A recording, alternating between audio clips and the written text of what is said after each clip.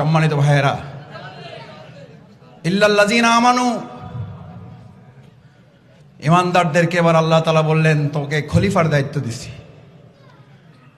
ওইটা কেটে টুকরা টুকরা করে ওটাকে একটা নতুন জামা বানাই দিতে হবে। আমরা এই বাংলাদেশকে কেটে টুকরো টুকরো করে এটাকে একটা নতুন বাংলাদেশ করে দেব। আলিমদের সম্মান করতে শিখুন, নামকে বিকৃত করা থেকে বিরত থাকুন।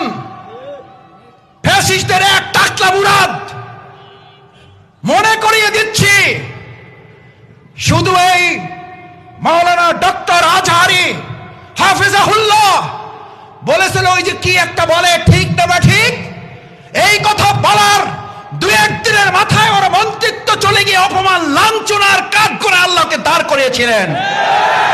আমাদের মানুষের তৈরি করা তন্ত্র মন্ত্রওয়ালার লোকেরা, ইসলামপন্থী আলেমগণ যখন চাঁদাবাজের বিরুদ্ধে কথা বলে একদল খাইছে আর একদল রেডি হয়ে গেছে, তখন ওই কপাল পরা জামাওয়ালার মতো লোকেরা চটকানা দিতে চান। মনে রাখবেন, খলিফার কাজ ভেঙে ছুড়ে তছনছ করে নতুন একটা বাংলাদেশ বিনির্মাণ আমরা করবই।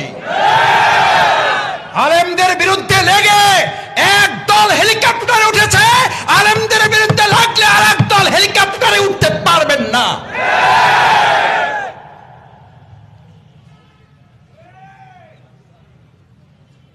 আল্লাহ তাআলা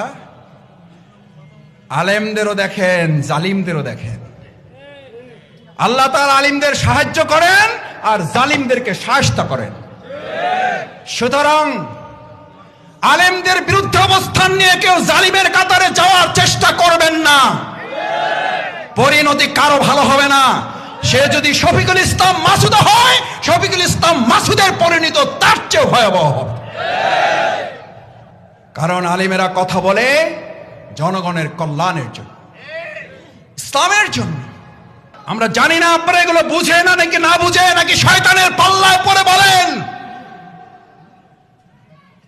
মাওলানা ডক্টর আজহারি এই বাংলাদেশে কোন দলের সম্পদ নয়, শুধু মুসলিম উম্মার সম্পদ নয়, উনি গোটা পৃথিবীর মানব জাতির সম্পদ।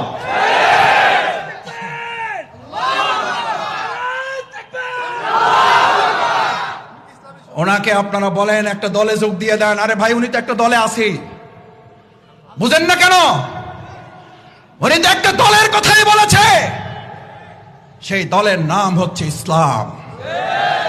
ইসলামের কথা বললে যদি কারো গায়ে আগুন জ্বলে, তাহলে বুঝতে হবে ওটা মুসলিম নামের কলঙ্ক, ইসলামের দুশমন। ইসলামের শত্রুরা হুঁশিয়ার সাবধান। ভাইয়েরা, ইল্লাল্লাযীনা আমানু রাত করতে চায় না, অদর্শ হয়ে গেছেন, শেষ করে